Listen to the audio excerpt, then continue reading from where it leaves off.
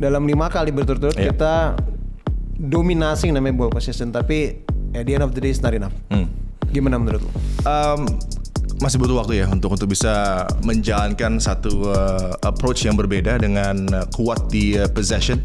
Heavy on possession itu oke untuk bisa pegang kendali laga, tapi akan lebih baik lagi kalau ada mutu yang bisa ditawarkan untuk killer pass-nya.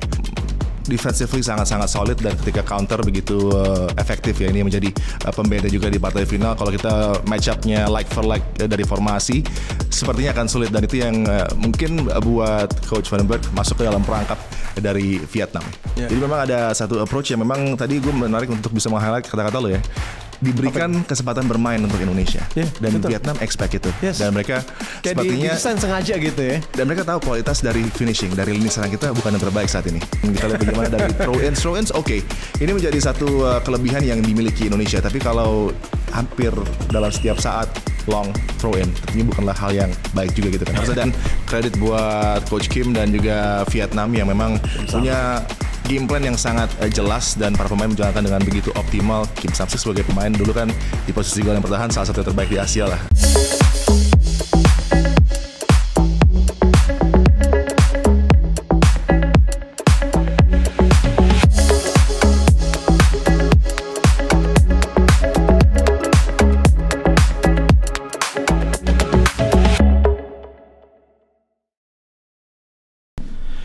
Yo Di. Yes sir. So how was your trip, man? Oke lah. Singapura. Selalu menyenangkan. Menyenangkan ya? Berapa lama tuh lo kemarin? Gue kemarin berapa ya? 5 hari. 5 hari ya? Iya nih, kita tough pill to swallow ya. Is it? Last night. Bukannya sudah terbiasa kita dengan menjadi peringkat kedua. Ini menjadi apa ya? Masih ada satu mungkin psychological barrier yang belum bisa dilewati oleh tim kelompok umur kita di U23 untuk bisa menjadi kampion. Tapi kan kredit buat Coach Kim dan juga Vietnam yang memang punya game plan yang sangat jelas dan para pemain menjalankan dengan begitu optimal. Kim Sam-sik sebagai pemain dulu kan di posisi gelandang bertahan salah satu yang terbaik di Asia lah. Dan kita tahu kualitasnya di Korea Republic, dan dia mempertunjukkan betapa para pemain di lapangan tengahnya semuanya bertipikal fighter sesuai dengan sang pelatih, dan dari segi defending pun mereka tidak dengan low block tapi positif untuk menekan di mid block, dan ini sangat-sangat impresif sekali. Dan gue berharap mungkin ada satu perubahan yang lebih dinamis dari timnas di babak kedua, tapi memang apa yang menjadi containment dari Korea Republic sangat bagus, dan cara kita untuk menyelesaikan masalah di lapangan masih belum optimal dari para pemain. Perfect record ya, satu. Kedua, like back to Korean coaches. Back to basic, di mana para pemain Vietnam juga tahu apa yang dibutuhkan dari pelatih Korea. Mereka tahu apa yang harus dilakukan di lapangan dan sangat jelas sekali. Defensively sangat-sangat solid dan ketika counter begitu efektif ya. Ini menjadi pembeda juga di partai final. Kalau kita match up-nya like for like dari formasi, sepertinya akan sulit, dan itu yang mungkin buat Coach Vandenberg masuk ke dalam perangkap dari Vietnam ya. Yeah, but one thing you were right ya, karena lo ingat banget di satu episode lo pernah bilang finalnya Indonesia Vietnam. Ya kan itu udah. So I pick Indonesia Thailand. Udah hampir dipastikan lah dari form dari kedua tim, dan bagaimana ada ambisi untuk meraih 3 gelar ya, beruntun ya. Iya benar, 3 kali loh. Vietnam. Luar biasa ya di kelompok U23. Oke, kita coba mungkin lihat ininya ya, a bit statistiknya. Ini juga menarik. Nah ini line up kemarin yang diturunkan. So gimana menurut lo? Ya, hanya satu pergantian ya dari Indonesia dengan Ferrari yang masuk menggantikan Ahmad Maulana. Lebih disiplin dari segi posisi, tapi apakah lebih fleksibel ketika dia bergerak untuk membantu serangan? Mungkin enggak. Tapi kalau kita berbicara untuk membuat kokoh pertahanan, tentunya adisi dari Ferrari sangat make sense. Dan kalau kita lihat ini ada back 4 tapi lebih kepada back 5 ya, 5-4-1 menurut gue di laga kemarin. Kemudian ketika on the ball menjadi 3-2-5. Hampir sama juga apa yang ditawarkan oleh Vietnam, tapi Vietnam punya kemampuan individual mungkin yang lebih baik di laga kemarin dan lebih siap, dan sepertinya ini menjadi satu keadaan yang kurang bisa dioptimalkan, terutama ketika ball carry dari midfield menuju ke penalty box lawan tidak terlalu optimal. Kemudian juga kedua flank tidak bekerja terlalu baik dengan crosses yang harusnya bisa dioptimalkan dengan pemain di lini serang seperti Jens Vraven, tapi tidak terlalu baik bagaimana approach dari tekanan coba dibangun oleh Indonesia di laga kemarin. sebelum lu dalam lagi ya tentang strategi taktik yang diturunkan, cuman gue mau meng-highlight ini pertama kalinya kayaknya menurunkan sebenarnya 3 pemain yang basically itu natural positionnya adalah center back. Seperti kita tahu ada Kadek Arel, Muhammad Ferrari akhirnya diturunkan juga, dan adanya Kakang Rudianto, walaupun dia sebenarnya kemarin somehow gitu mungkin lebih either right center back atau mungkin jadi kalau di sini ini kan kayak formasi yang sebenarnya bukan on the ball ya. Jadi somehow dia kayak menjadi back kanan. Terus kemudian adalah lagi-lagi Donitri Pamungkas ini juga diturunkannya sebenarnya nggak di natural positionnya. Dan bahkan kemarin kalau kita bisa lihat dia somehow a bit deep ke bawah ya. Jadi somehow jadi kayak deep lying gitu ya mainnya. Sementara sebenarnya kita ada beberapa opsi lainnya yang sebenarnya bisa a bit more offensive. Atau ini opini gue atau gimana menurut lo? Untuk memulai sebuah partai final mungkin bisa membalikan Donitri di posisi flank, itu bisa menjadi opsi. Tapi kan juga ketika bermain inverted, Donitri menawarkan begitu banyak hal-hal positif yang bisa terjadi ketika dia memegang kendali bola.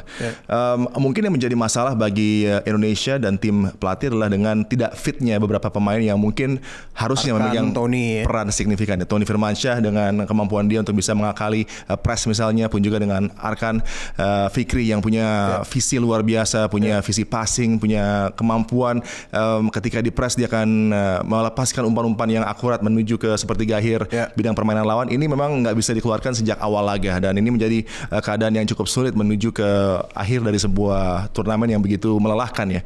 Bahkan dari rotasi pun hanya 1 changes, mungkin juga harusnya ada beberapa pemain lagi yang bisa lebih dipercaya untuk memberikan aksi pembeda, tapi mungkin kepercayaan Van den Berg kepada para pemain yang ada di roster utama ini sudah dia perlihatkan sejak partai semifinal, dan Dominikus Dion memang mempertunjukkan penampilan yang oke. Kemudian juga Frankie Misa wajib untuk dia tampilkan lagi sebagai lineup utama dengan aksinya yang sangat fantastis menghadapi Thailand. Tapi kemudian ini sepertinya sudah diantisipasi oleh Vietnam dengan bagaimana mereka berupaya mengisolir para pemain flank Indonesia, tidak bisa berbuat terlalu agresif menekan, pun juga dengan Raihan Hanan yang sepertinya menjadi pemain yang begitu ditarget untuk dimatikan, sama juga dengan Arjuna ya, sehingga tidak ada gerakan-gerakan dari mereka yang akan bisa memberikan complementary ball kepada Raven misalnya. Ini menjadi satu approach yang sangat cerdik dari Vietnam untuk mematikan para pemain yang punya kemampuan untuk melakukan build up dan juga memberikan bola-bola berbahaya di lini serang dari Indonesia. Satu hal menarik ya, pada saat lo bilang ini udah diantisipasi. The fact sebenarnya Vietnam, ini Kim Samsik ini sebenarnya nggak mengganti formasi starting 11-nya. Sementara kita udah banyak yang ngebahas juga sebenarnya salah satu kelebihan dari Van den Berg itu adalah berani untuk meracik formasi yang agak sulit sebenarnya ditebak oleh tim lawan ya, baik itu sebelum pertandingan bahkan during the game. Nah itu tadi sih sebenarnya yang gue mau coba highlight. Sepertinya kayak Vietnam itu menganut prinsip don't change the winning team gitu ya. Jadi kayak apa sih, mereka nggak ganti yang menurut mereka itu udah sebenarnya udah formasi terbaik. Tapi gue setuju malu sebenarnya adalah dalam hal nge-pressing ya sih. Kayak kita tuh nggak bisa cepat untuk membuang bola. Jadi kita gampang banget di pressing, terutama kalau kita tahu tuh middle block pressingnya mereka tuh sangat luar biasa, dan begitu mereka merebut bola, mereka punya kecepatan yang sangat sulit diantisipasi, dan itu sebenarnya jadi kayak menurut gue sesuatu yang sayang sih nih. Cuman mungkin move on to the next slide ya. Ini lebih more details tentang match statistiknya. Yang gue mau highlight adalah nanti ada juga nih summary the whole tournament gitu ya. Lagi-lagi dalam 5 kali berturut-turut kita dominasi namanya ball possession, tapi at the end of the day it's not enough. Gimana menurut lo? Masih butuh waktu ya untuk bisa menjalankan satu approach yang berbeda dengan kuat di possession. Heavy on possession itu oke untuk bisa pegang kendali laga, tapi akan lebih baik lagi kalau ada mutu yang bisa ditawarkan untuk killer pass-nya, untuk di final third, pergerakan-pergerakan off the ball yang akan menopang pemain yang memegang kendali bola, yang juga harus lebih cepat mengalirkan bola ke pemain di lini serang. Yang terjadi kemarin banyak movement yang mungkin overthinking, ada delay sehingga bola yang harus dilepaskan dengan serangan cepat Setuju. yang diinginkan oleh Raven, Setuju. yang diinginkan oleh Arjuna misalnya tidak bisa kesampaian. Dan ini juga harus kita perhatikan dari bagaimana pembinaan di level kelompok umur dan juga di tim-tim muda dengan adanya perubahan konsep yang tadinya mungkin dari defensive minded menuju ke counter attacking style, sekarang kita ubah. Dan ini sudah ada perubahan yang terjadi di grassroots dengan silabus yang baru juga, bahwa memang ada satu agresivitas baru yang akan ditawarkan dengan mengutamakan ball possession, tapi tinggal bagaimana kualitas di akhirnya ini yang masih menjadi satu tugas berat, karena kita lihat juga bagaimana banyak sekali gol yang terjadi di turnamen kali ini adalah menghadapi Brunei. Kemudian setelah itu ada regresi yang terlihat dari apa yang dipertunjukkan dari segi finishing dari pasukan kita. Jadi memang ketika di final memegang kendali possession hampir menyentuh 70%, tapi dengan outcome tidak terjadinya gol, dari XG yang terjadi juga sangat tinggi ya, 0,68. Ini tentunya harusnya ada satu gol yang terjadi ketika ada XG seperti ini, tapi itu yang tidak menjadi keadaan yang bisa diambil dengan cermat oleh Indonesia, sehingga tentunya ada deadlock yang membuat kita sulit untuk bisa comeback, untuk bisa mencetakkan gol menghadapi Vietnam. Ini out of objectivity ya. Ini nggak ada subjektif nih gue. Kalau kita lihat tuh ini sebenarnya kayak skema gitu ya, yang dulunya Timnas Indonesia mainnya kayak gini nih. Di setiap kelompok umur. Jadi kita nggak megang banyak possession, dan lu bisa highlight juga tuh number of passes tuh juga nunjukin itu hampir 2-3 kali lipat itu sebenarnya Vietnam kasih ke Indonesia. Gitu ya. Tapi pada saat kita punya big chances, we not able to convert it ya. Itu kita lihat ada 2 big chances. Ya itu sih. Sayang banget ya. Termasuk Jens Raven juga punya chance yang luar biasa. Tapi bagaimana kecerdikan dari marking ya Vietnam untuk membuat dia agak melebar di momen akhir sebelum dia melakukan eksekusi.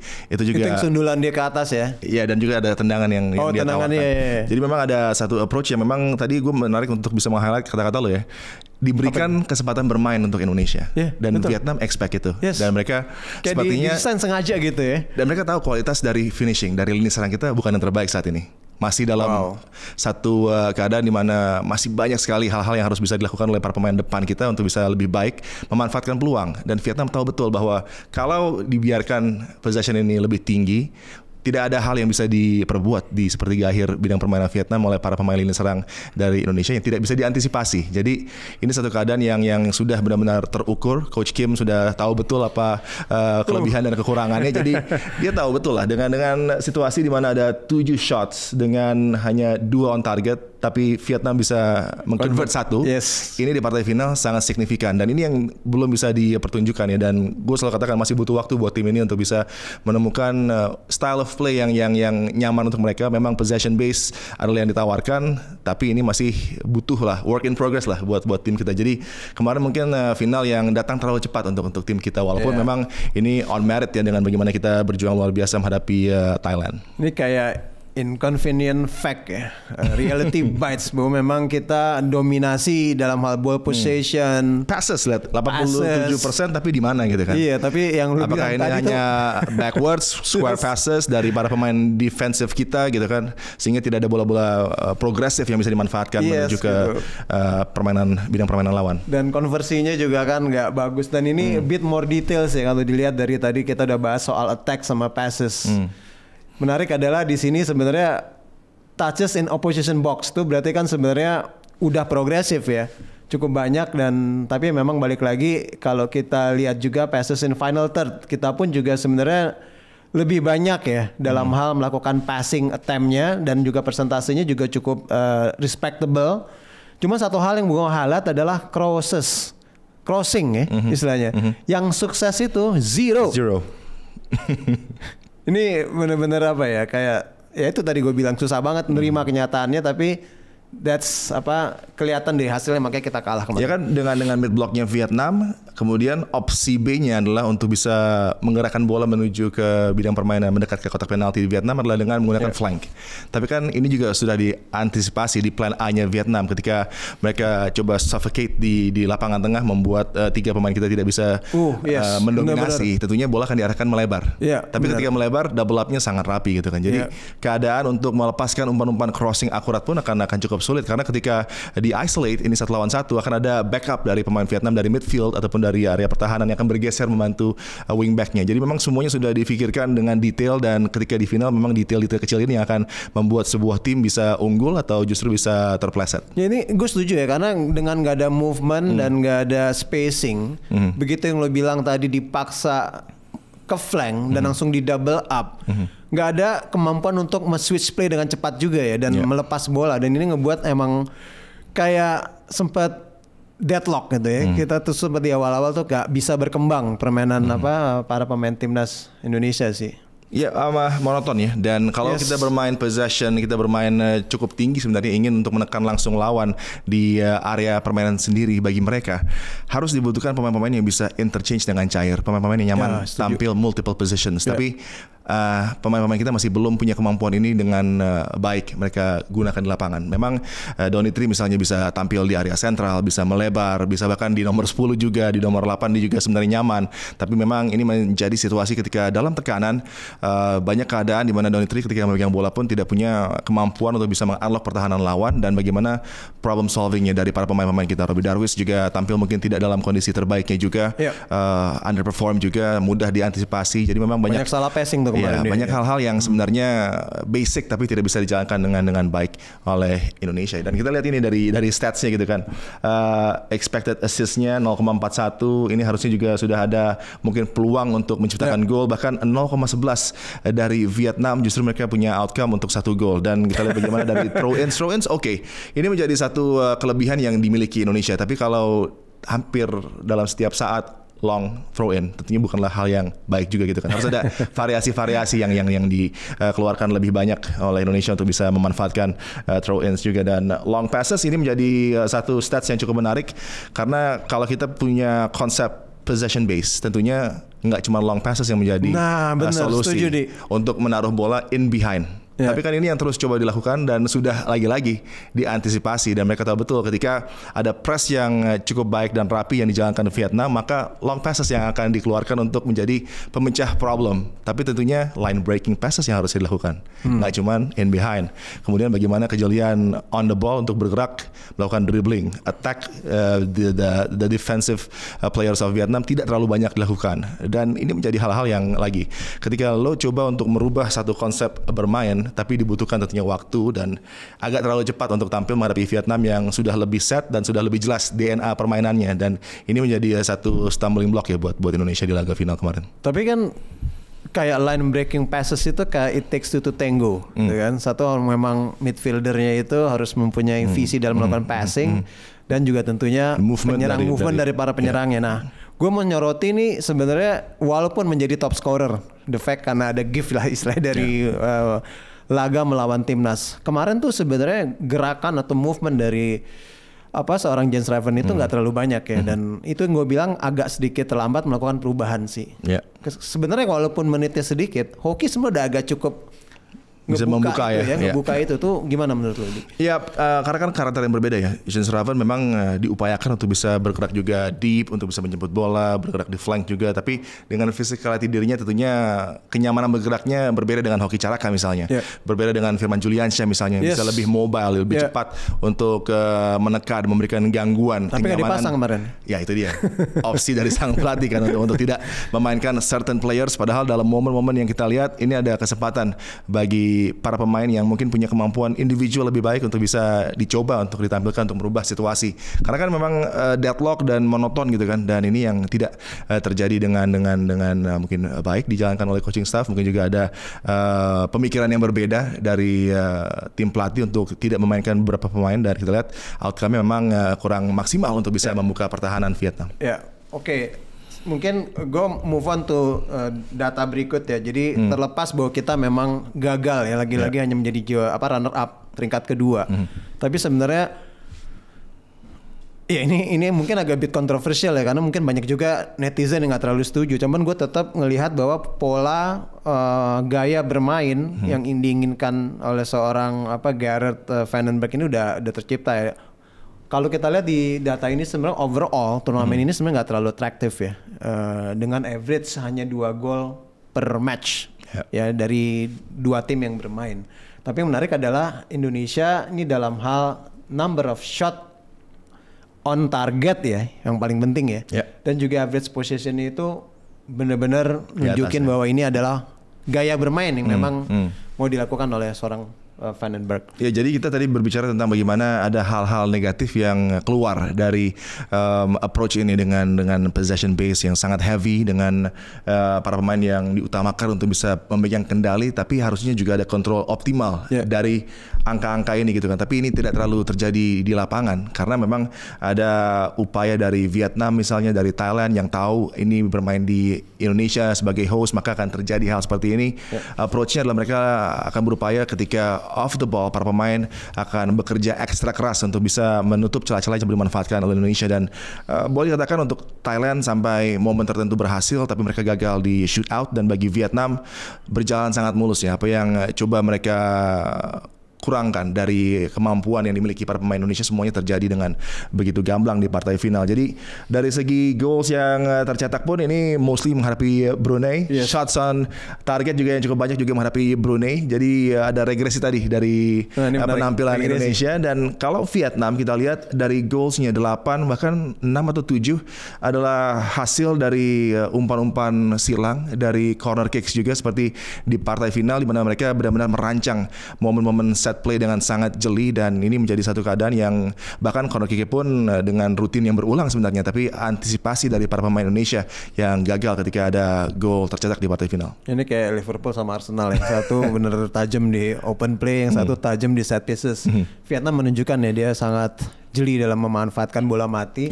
Mungkin Thailand about combination ya, dia juga open play juga cukup bagus. Tapi overall gimana lo ngelihat kayak tim-tim kayak Malaysia dan juga Filipina U23, karena kan ujung-ujungnya ini kita juga ngomongin ke depannya, kita juga menyambut penyisihan Piala Asia U23 juga ya. Ya, Malaysia masih juga sama. Ini satu tim yang coba dibangun lagi dengan mungkin meriset ulang juga beberapa keadaan di timnas kelompok umur dan senior mereka. Filipina sebenarnya not bad loh, kerap kali underperform ketika dibutuhkan result di partai-partai penting. Tapi kalau kita lihat dari bagaimana mereka bermain, sebenarnya ini tim yang punya plan A yang sangat baik, tinggal bagaimana menjalankan B dan C-nya yang masih belum mereka bisa optimal. Sempat leading, betul. Dan ini adalah tim yang memang berbahaya, tapi mereka butuh mungkin beberapa adisi tambahan di kelompok umur yang akan meningkatkan kualitas pun juga dengan tim senior mereka. Tapi ini tim yang selalu berbahaya lah ketika di ajang kualifikasi menuju sebuah turnamen seperti Piala Asia atau juga di ASEAN Championship seperti ini. Ya, berbahaya sih, walaupun gue nanti pengen bahasnya di episode yang lain, karena kan dia termasuk negara yang menganut ius sanguinis. Jadi intinya siapapun yang memang mempunyai darah Filipina itu otomatis bisa jadi warga mereka yang bisa bermain untuk timnas mereka. Ngeri sih kalau gue ngeliat. Dan mereka punya mereka nggak perlu proses naturalisasi secara administrasi, nggak perlu loh. Iya, dan punya satu Clairefontaine-nya mereka yang juga sangat baik, yang sudah ada sejak 2022 ya. Iya, kita terlambat ya masih, belum bisa ya, jangan ya. Oke. Kontroversi, jangan. Oke, ini ringkasan ya. Ini ngambil dari berbagai macam sources ya. Satu adalah Asian United, Asian Cup punya website dan juga tentunya flash score. Ini kalau kita lihat ya, yang pengen gue highlight tadi adalah yang juga udah sama-sama kita katakan bahwa at least secara bentuk atau cara bermain probably a bit deeper kalau ngomong filosofi ya. Tapi cara bermain bahwa harus agresif dalam hal possession dan melakukan sebuah serangan itu udah kelihatan dari number of ball possession. Dan ini kita lihat mulai dari laga pertama lawan Brunei sampai kita laga di final gitu ya. Berikutnya adalah juga shot accuracy yang ini sayangnya berbanding terbalik ya, dengan begitu banyak possession tapi sebenarnya kita tidak bisa mengkonversikan secara baik. Ada juga expected goals, dan yang mau gue highlight juga tadi sempat gue mention again, semuanya itu persis yang seperti lu bilang di regressing ya. Gimana tuh? Cukup mengkhawatirkan kalau kita lihat apa yang ada di layar ini. Dari possession menghadapi Brunei 84%. Kemudian sebenarnya cukup stabil ya menghadapi Filipina, Malaysia, kemudian Thailand dan juga Vietnam. Ini stabil dari segi memegang penguasaan bola, tapi apa yang bisa dipergunakan oleh tim ini ketika ball possession dominan masih belum terlihat dengan jelas. Strukturnya sudah ada dan terbentuk untuk build up, tapi ketika di sepertiga akhir what to do? Ini masih menjadi keadaan yang cukup alarming karena banyak sekali square passes, banyak sekali passing regresif juga ketika sudah menghadapi blok dari tim lawan seperti Vietnam yang sangat solid gitu kan.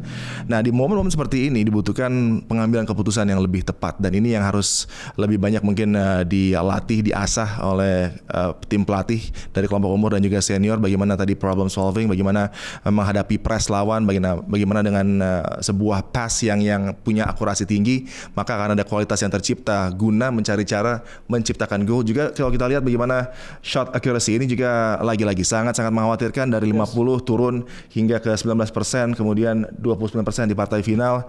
XG-nya juga demikian, menghadapi tim-tim yang lebih tangguh akan ada penurunan signifikan. Ini juga masih menjadi keadaan di mana Indonesia harus bisa jeli, bahkan harus bisa mungkin juga adaptif ya terhadap lawan, tidak hanya kuat di possession tapi kemudian tidak tahu bagaimana cara untuk membreak lawan. Mungkin juga ada saat-saat di mana counter attack bisa menjadi keadaan yang bisa digunakan juga menghadapi tim-tim seperti Thailand, seperti Vietnam, untuk mengejutkan mereka, karena kan mereka sudah expect ini kan bahwa di home Indonesia akan tampil dengan dikdaya, coba untuk kuat dari segi kendali, tapi bagaimana memanfaatkannya tidak terlalu optimal, dan sudah mereka bisa netralisir gitu kan. Dan dari successful crosses 0 di partai final tentunya akan menguras habis chances kita untuk bisa memanfaatkan pemain seperti Jens Vraven misalnya, dan juga gerakan-gerakan cutback yang tidak dikeluarkan dengan optimal.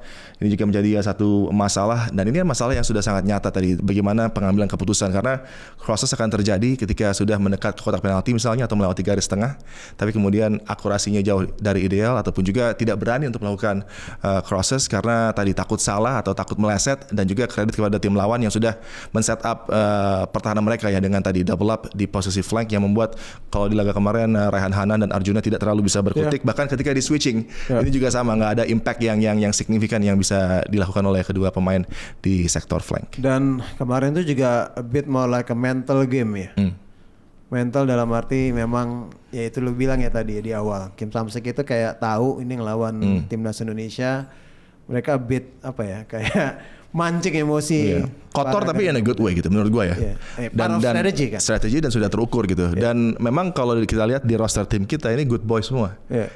Everyone is a football player yang punya IQ yang oke, berkelakuan sangat baik, tapi terkadang dibutuhkan ya agak apa ya, nakal sedikit lah, agak nasty sedikit, agak membuat lawan tuh bisa tahu bahwa Indonesia tim yang tangguh, tim yang solid, tim yang punya berbagai karakter, dari mulai yang punya flair, punya style, tapi juga ada yang hardman yang bisa keluar di momen partai final. Karena kan di final kan nggak melulu harus tampil bagus, tapi bagaimana untuk bisa memanfaatkan peluang. Itu yang dimanfaatkan oleh Vietnam, dan ini yang masih menjadi barrier kita lah dari tahun ke tahun ya, dari edisi ke edisi, bahwa ini masih menjadi kendala dengan beberapa hal yang tidak bisa membuat kita menjadi kampion. Ya, ini setuju sih, karena kadang-kadang mental itu juga bisa bantu untuk mengambil alih permainan dan bahkan juga memenangkan permainan ya. Asal jangan konyol sampai dapat kartu kuning ataupun kartu merah. Nah, tadi kita udah bahas. Ini menarik sih buat gue pribadi ya, karena kan tadi gue udah bilang bagaimana secara konsisten dalam 5 consecutive matches gitu ya, kelihatan banget pola bermain dari kayak pelatih kita itu adalah possession. Cuman yang menarik adalah ini adalah ranking 10 pemain terbaik yang dalam melakukan banyaknya touches ya gitu ya. Sentuhan atau memegang bola dan melakukan passing yang bagus. Cuman sebelum gue nyorot ini ya, gue sempet nonton nih di Overlap tuh, Gary Neville pernah bilang satu hal yang missing bahkan di Premier League itu adalah biasanya yang top atau yang pemain yang paling banyak memegang bola dan melakukan passing itu di zamannya dia adalah yang bisa dibilang tuh most created players. Jadi kayak bisa dibilang tuh zaman era dulu ya. Most creative gitu ya. Pasti dia most creative gitu. Pasti dia bilangnya ada Lampard lah gitu ya, atau ada siapa lah pemain-pemain di zaman dulu itu. Sementara di IPL belakangan terakhir itu most touches, most passing, most accurate itu Van Dijk, Guardiola, Sven Botman. Dan ini juga sama, ternyata 10 pemain dengan melakukan accurate passing yang paling baik di selama turnamen Asian U23 Championship ini. Dari 10 ini, di luar Robbie Darwish dan Donitri, ini semuanya adalah defender. Bahkan ada satu pemain Filipina itu adalah goalkeeper. Ya. Mendapat lo. Itu adalah modern football dengan bagaimana lo menginitiate sebuah attack dari backline, dari pemain pertama di zona pertahanan, penjaga gawang. Sangat make sense. Ketika dia pegang bola, maka akan ada pergerakan dari tim lawan untuk bisa mengengage lebih tinggi gitu kan. Dan ini adalah kesempatan untuk bisa mengakali press. Dan sang penjaga gawang pasti punya opsi pendek atau panjang. Utamanya dia akan memilih pendek terlebih dahulu untuk lebih membuat situasi on the ball untuk progresi lebih baik ketika bola nanti naik menuju ke lini midfield tapi dari pemain bertahan, sehingga nanti akan ada pergerakan yang lebih mobile dari para midfielder dan juga di lini serang untuk bisa menyambut bola yang akan ditawarkan dari seorang pemain bertahan tadi yang akan melakukan tadi yang gue bilang line breaking passes yang akan dimanfaatkan dari off the ball movement yang ditawarkan oleh flanker misalnya, atau juga pemain dari area midfield di nomor 10 atau di nomor 8 yang membuat situasinya akan lebih cepat bergerak menuju ke kotak penalti lawan. Jadi ini adalah hal yang sangat wajar dari apa yang kita lihat di grafik ini. Defenders akan lebih terlibat, makanya Joško Gvardiol, makanya Sven Botman, Van Dijk punya stats yang sangat tinggi ketika untuk memulai sebuah tekanan bagi tim-tim hebat ini, karena kan tim-tim besar ini selalu akan pegang kendali possession. Pun juga dengan Indonesia, dengan Kadek Arel, dengan Kakang, karena Indonesia punya approach untuk memegang kendali possession. Jadi ini satu stats yang di modern football sangat wajar. Setuju. Kemudian di keduanya ada pemain yang di lapangan tengah tapi di posisi mungkin nomor 6 atau 8 seperti Donitri yang akan ada di sana sebagai koneksi, dan Robbie Darwish koneksi untuk menuju ke lini serang tapi juga mengakali press lagi di mid block gitu kan. Dan ini dibutuhkan pemain-pemain yang punya kejelian luar biasa untuk bisa mengakali press di mid block. Poin gue sih ini adalah positif ya, maksudnya harusnya ini ya positif. Ini sangat positif gitu. Jadi defendernya masuk dan juga apa yang ditawarkan dari gaya passnya, bentuk passnya dari seorang defender ini yang masih menjadi pertanyaan. Kalau kita lihat dari Kakang dan dari Kadek Arel mungkin banyak square passes, banyak regresif, banyak bermain di area zona sendiri untuk memancing keluar, tapi kurang berani untuk mengambil resiko tadi, line breaking passes, dan bagaimana untuk mendikte dari pertahanan. Ini juga menjadi satu hal yang harus bisa dioptimalkan lagi. Mendikte sebuah laga dari pertahanan bukanlah hal yang mudah, dan dibutuhkan pemain bertahan yang nyaman mengendalikan bola, yang punya visi passing, yang punya visi untuk bisa bermain pendek atau dekat, yang sangat jelas gitu kan. Bahkan kita lihat bagaimana Van Dijk lah punya kualitas, karena dia juga punya backup yang luar biasa gitu kan di lapangan tengahnya, dari segi kemampuan untuk melakukan dribble lagi dari lapangan tengah. Ada Alexis McAllister, ada Ryan Gravenberch.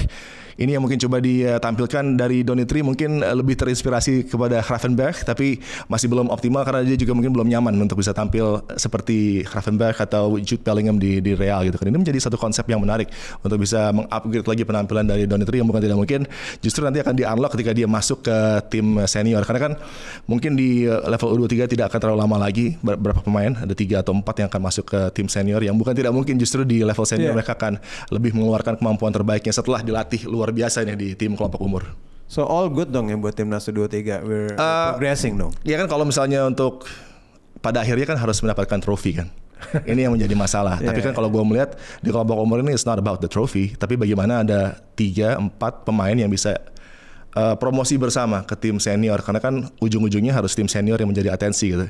Karena kalau menurut gue sih nggak terlalu ada impact yang berpengaruh kalau misalnya menjadi juara di kelompok umur. Tinggal nanti bagaimana di penghujungnya bisa seperti yang sudah dilakukan oleh timnas kita gitu kan, qualified untuk ajang-ajang bergengsi seperti Piala Asia on a basis yang harusnya bisa lebih sering gitu, dan ini mulai menuju ke sana. Jadi pemain-pemain ini dibentuk di kelompok umur untuk bisa melakukan sesuatu nanti di level senior, harapan gue.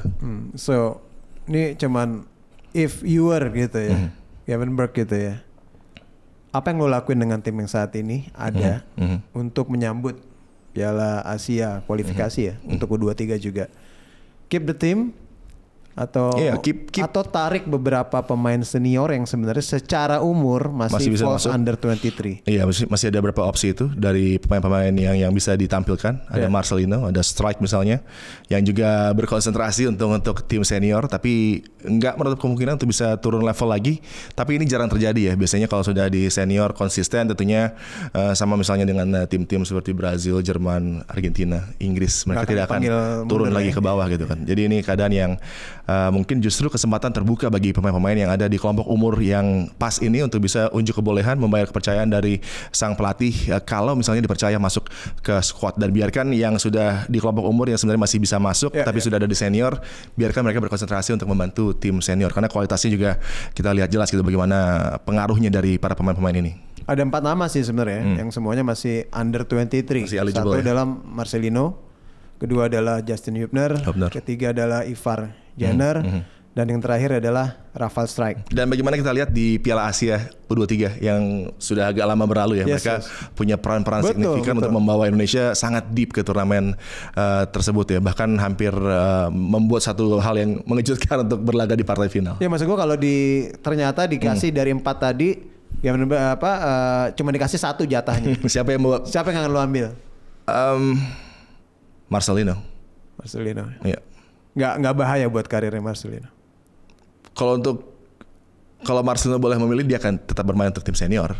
Tapi kalau Marcelino ditanya misalnya oleh Pak Erik, bersediakah? Dan pasti akan ada impact-nya. Tentu dia akan bersedia dan tentu akan ada impact-nya. Tinggal bagaimana pemikiran dari federasi, dari coaching staff dan juga Marcelino. Kalau memang dia masuk, maka akan memberikan adisi yang fantastis lah buat kelompok umur 23. Oke, lu udah nebak kalau nggak salah tuh Klapor Cup ya.